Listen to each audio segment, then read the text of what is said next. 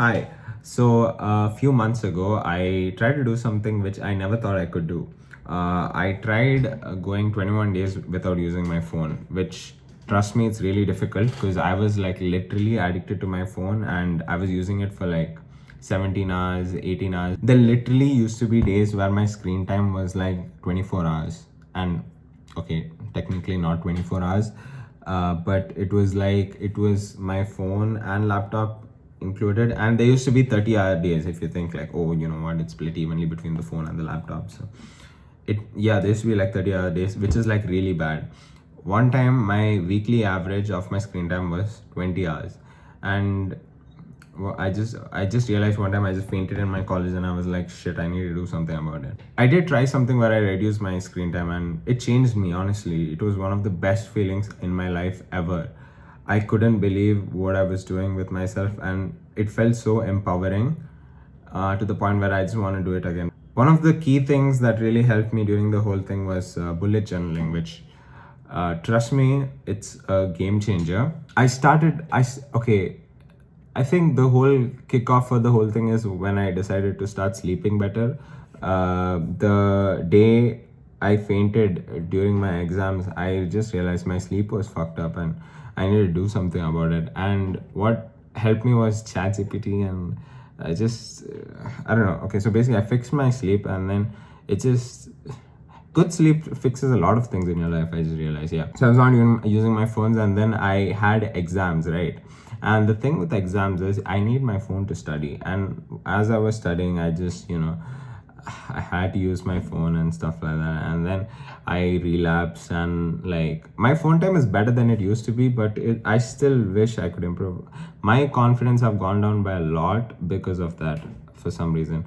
So I used to be depressed, right? And just doing something like that really helped me take the mind off things. Like, okay, you know what, sometimes it was hard to like think about stuff, but then it really helped in terms of, oh my god, this is such a rewarding thing to be doing, that I'm really glad I'm doing this, and I don't really care about stuff in my life. Now let's come back to my relapse for the whole thing. At first I didn't notice it, so like I'd justify it like, okay, I studied this much, now I need a break to use my phone. And I used to use the excuse that I've studied to use the phone as a break. And then after the exams, I used my phone because, like, it's a reward for studying well. I did really well for my exams, to be honest, and like that was the reward, and I worked really hard. And then again, I felt sick, so I was like, oh, I need to use my phone because I'm sick. And yeah, I mean, being sick's hard, and you need some kind of, I mean, it's not the best thing, but honestly, yeah. So I relapsed. I mean, it became a habit.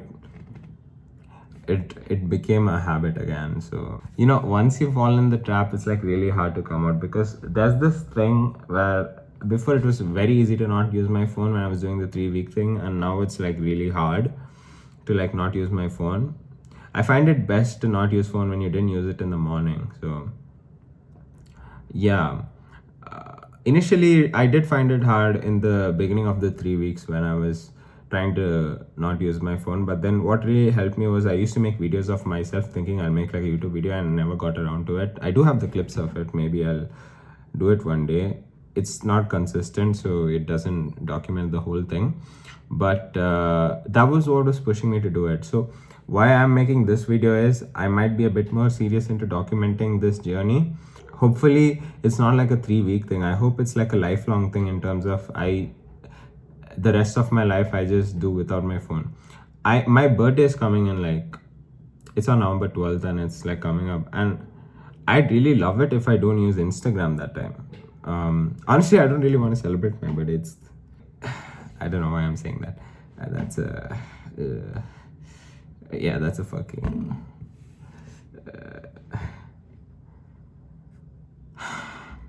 yeah. So I relapsed. I wish this time it gets a bit better, and I'm trying to document this part of it. Hopefully it gets better. I know this is the end of the year and stuff like that. I really want 2026 to be like such a good year for me, and I think this is a very good foundation to start having a really good year 2026.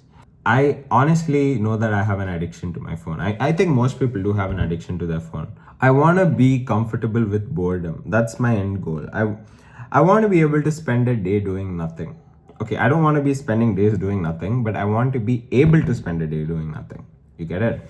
I want my dopamine receptors are like cooked, right, because of fucking phone use and stuff like that. But I want to reach a point where so I'm not like impatient and bored and shit like that. So yeah, this is me restarting, rebuilding.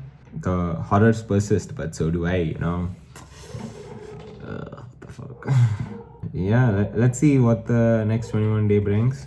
Honestly, the first 21 days were really productive. I hope this set of 21 days is productive as well, because that would be really good. I want to do my courses and stuff like that. So, oh yeah, one thing that I really did during the 21 days initially was reading books.